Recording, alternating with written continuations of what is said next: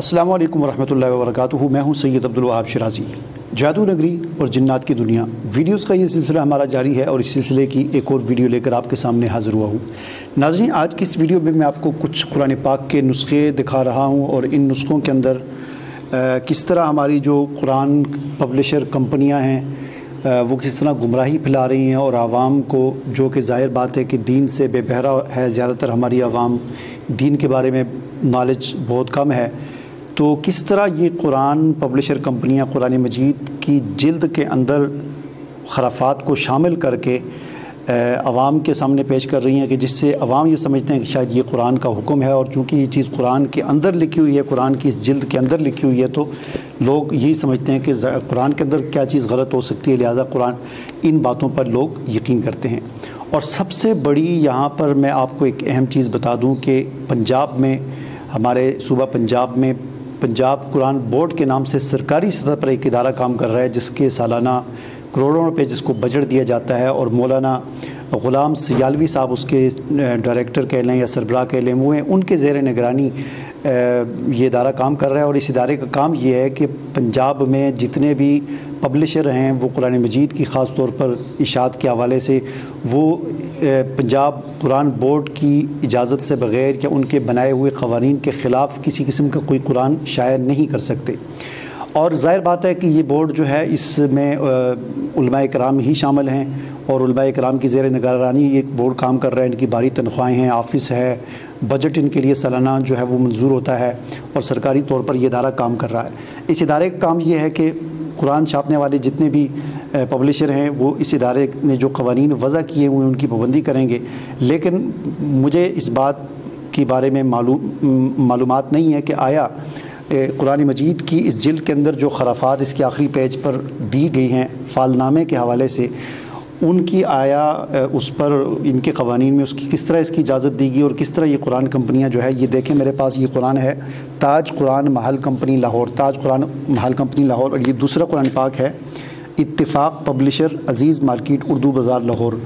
तो इस तरह और भी बहुत सारे इस वक्त मेरे पास ये दो हैं।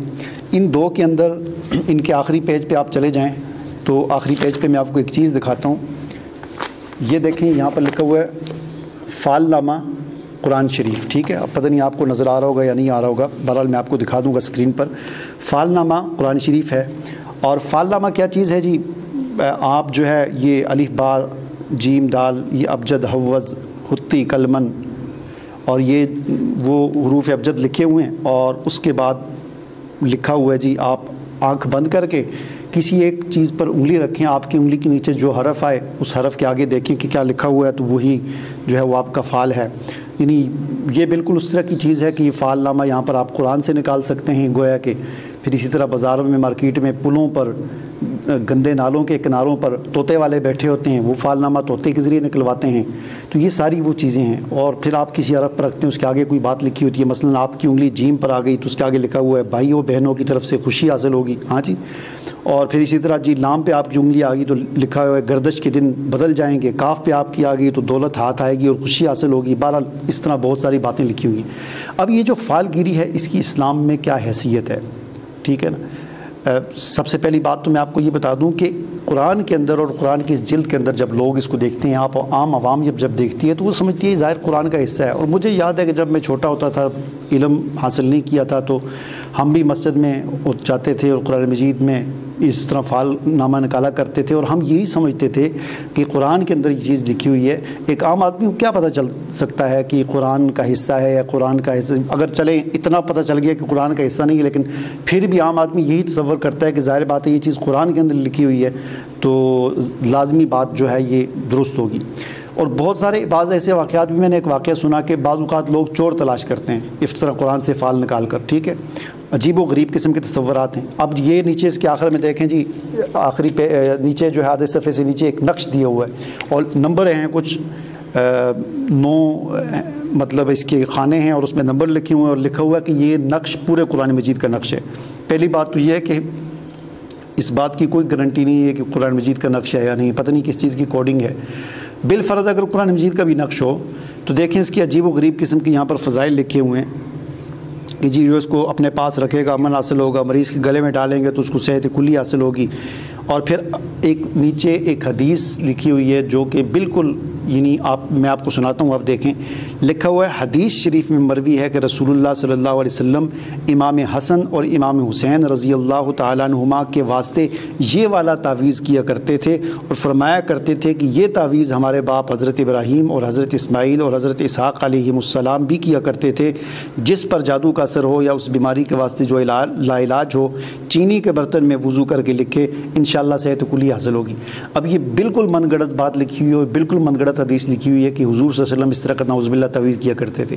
حضور صلی اللہ علیہ وسلم سے کوئی اس طرح کا نمبروں والا تعویذ اور کوئی اس طرح کے قرآن مجید کے نقش نہیں ثابت، اور نہ حضور صلی اللہ علیہ وسلم نے اب کتنی قرآن کے اندر اور قرآن کی صفحات کے اندر کتنی دیدہ دلیری کے ساتھ من گڑت حدیث لکھی ہوئی ہے کہ حضور صلی اللہ علیہ وسلم یہ تعویذ کیا کرتے تھے حضرات حسنین کے لیے، اور فرمایا کرتے تھے کہ ہمارے باپ ابراہیم علیہ السلام بھی یہ تعویذ کیا کرتے تھے، حضرت اسماعیل علیہ السلام بھی یہ تعویذ کیا کرتے تھے.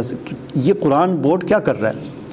مولانا محمد غلام سیالوی صاحب جو اس کے سربراہ ہیں، اور ان کے ماتحت بورڈ میں ہر مسلک کے علماء جو ہیں وہ شامل ہیں.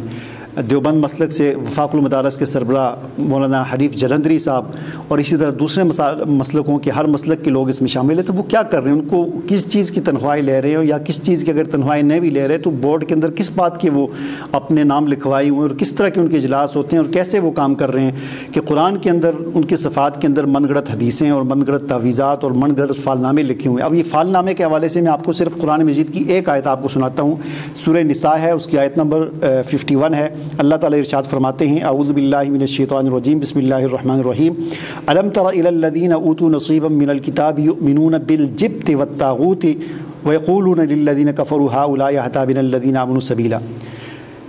فرمایا کہ کیا تو نے نہیں دیکھا ان لوگوں کو جنہیں کتاب الہی کا ایک حصہ دیا گیا، یہ جبت اور طاغوت پر عقیدہ رکھتے ہیں. یؤمنون بالجبت والطاغوت، یہ ایمان رکھتے ہیں، یقین رکھتے ہیں، عقیدہ رکھتے ہیں کس پر؟ جبت پر اور طاغوت پر. جبت کیا چیز ہے؟ اس حوالے سے مفسرین نے جو لکھا ہے، اس میں آپ خود تفاسیر کو مطالعہ کر سکتے ہیں. میں صرف ضیاء القرآن، پیر محمد کرم شاہ الازہری بریلوی مسلک کے عالم دین ہیں، ان کی تفسیر ہے ضیاء القرآن، اس کے حوالے سے تھوڑا سا آپ کو بتا دیتا ہوں کہ انہوں نے کیا لکھا ہے اس آیت کی. وہ فرماتے ہیں کہ جبت کہتے ہیں جادو، جوتش، رمل اور فال گیری. ٹھیک ہے. اور پھر آگے انہوں نے حدیث نقل کی ہے ابو داؤد شریف کی کہ حضور علیہ السلام نے فرمایا کہ الطرق والطیرۃ والعیافۃ من الجبت. ابو داؤد شریف کہ طرق، طیرہ اور عیافہ یہ سب جبت میں شامل ہیں. یہ چیزیں طرق کسے کہتے ہیں؟ کنکریاں پھینک کر فال نکالنا. ٹھیک ہے نا. کنکریاں پھینک، پہلے زمانے میں تیر پھینکا کرتے تھے کہ اگر یہاں پر لگ گیا تیر تو یہ مطلب، یہاں پر لگ گیا تو یہ مطلب. ٹھیک ہے. والطیرہ کہتے ہیں بدشگونی کرنا، اور عیافہ کہتے ہیں پرندوں کے ناموں اور آوازوں سے فال نکالنا. ٹھیک ہے جی. پرندے نے کوا کے دہلیز پہ بیٹھ گیا تو یہ ہو جائے گا، اس نے اس طرح کی آواز نکالی تو یہ ہو جائے گا، بلی آگے سے گزر گئی تو یہ ہو جائے گا. اس قسم کی فالگیری. ٹھیک ہے.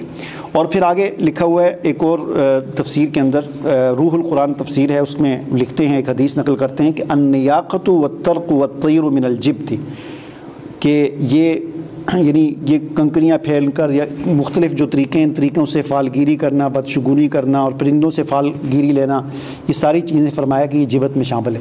اللہ تعالیٰ نے مذمت بیان کی ان لوگوں کی کہ کیا آپ نے ان لوگوں کو دیکھا کہ جو جبت پر یقین رکھتے ہیں، ایمان رکھتے ہیں، عقیدہ رکھتے ہیں، اور طاغوت، اور طاغوت پر. طاغوت کسے کہتے ہیں؟ طاغوت کہتے ہیں کہ جو اللہ کی بندگی سے، یعنی بندگی کی جو حدود ہیں اس سے کوئی نکل جائے تو وہ طاغوت شمار ہوتا ہے. یا بعض مفسرین نے کہا کہ طاغوت اسے کہتے ہیں کہ جو اللہ کے مقابلے میں اپنی اطاعت کروائے.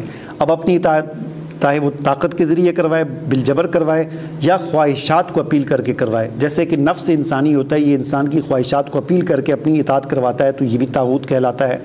اسی طرح کوئی انسان ہے یا کوئی جنوں میں سے ہے تو شیطان ہے. کوئی بادشاہ ہے وہ اللہ کے مقابلے میں اپنی اطاعت کرواتا ہے جبر سے یا خواہشات کو اپیل کر کے، تو یہ سب طاغوت شمار ہوتے ہیں. تو اسی طرح دعوت اسلامی جو ہے وہ ان کا فتویٰ بھی یہی ہے کہ قرآن سے فال نکالنا یا کسی بھی طریقے سے اس قسم کے فال نکالنا یہ جائز نہیں ہے. مفتی منیب الرحمان صاحب جو ہیں وہ فرماتے ہیں کہ فال نکالنا اس قسم کا قرآن سے ہو یا کسی اور چیز سے یہ جائز نہیں ہے. تمام مسالک، یہ تو میں نے آپ کو صرف بریلوی مسلک کا بتا دیا نا. جب بریلوی مسلک کے فتوے یہ ہیں تو اسی سے آپ اندازہ لگا سکتے ہیں کہ اہل حدیث مسلک یا دیوبند مسلک کے جو ہے فتوے کیا ہو سکتے ہیں۔ میری یہاں پر آپ حضرات سے بھی اپیل ہے کہ آپ بھی بھرپور طریقے سے آواز اٹھائیں۔ پنجاب قرآن بورڈ کو اس کے خلاف ایکشن لینا چاہیے، اور پھر دیکھیں ان کا جو کام، اصل جو کام حکومت نے ان کو جو سپرد کیا ہے، اور جو اصل جس کے لیے یہ بورڈ بنایا گیا ہے کہ قرآن مجید کی پرنٹنگ معیاری ہونی چاہیے۔ اب دیکھیں یہ جس قسم کی پرنٹنگ ہے، آپ یہاا پر دیکھ سکتے ہیں کہ کتنا چھوٹا چھوٹا اور ملا کر لکھا ہوا ہے، اور صفحے کتنے، اور 10 دن بعد قرآن مجید کے جلد کا یہ حشر ہو جاتا ہے اور بالکل پھٹ جاتے ہیں۔ اس حوالے سے بھی یہ قرآن بورڈ کام نہیں کر رہا، لیکن اس سے بھی زیادہ خطرناک چیز یہ ہے کہ جو یہ فالنامہ قرآن مجید میں شامل کیا جاتا ہے، اس کی پرنٹنگ کے دوران یہ انسان کی جلد کی چلے کوئی مسئلہ نہیں ہے، دیکھیں اس کی جلد پھٹی تھی، دوبارہ جلد کر دی، اس کا چلے اتنا زیادہ مسئلہ نہیں ہے، لیکن یہ جو فالنامہ جو انسان کے عقیدے کو پھاڑ دیتا ہے اور عقیدے کو خراب کر دیتا ہے، تصور کو کہ لوگ بجائے قرآن مجید کو پڑھنے کے، سمجھنے کے اور اس پر عمل کرنے کے بجائے قرآن مجید پر اس قسم کے فال نکالتے اور من گڑت باتیں کہ جن سے اللہ نے اور اللہ کے رسول صلی اللہ علیہ وسلم نے منع کیا ہے، انہی چیزوں کو من گڑت حدیثیں بنا کر اور وہ بنا کر قرآن مجید کی جلد کے اندر شامل کر دیا گیا تاکہ لوگوں کو پتہ ہی نہ چلے اور لوگ یہ من گڑت چیز کو قرآن سمجھ کر اسے قبول کریں۔ یہ بہت خطرناک بات ہے، اس پر حکومت کو بھی ایکشن لینا چاہیے، پنجاب قرآن بورڈ کو بھی ایکشن لینا چاہیے، اور آپ حضرات کو بھی اس پر ایکشن لینا چاہیے۔ سوشل میڈیا پر آواز اٹھائیں، یوٹیوب پر آواز اٹھائیں، واٹس ایپ کے ذریعے جیسا بھی ہو آواز اٹھائیں تاکہ ان کے کانوں تک یہ آواز پہنچے اور اس چیز پر پابندی لگائی جائے، اس کو قرآن مجید سے نکالا جائے۔ مجھے اجازت دیجیے، اللہ حافظ۔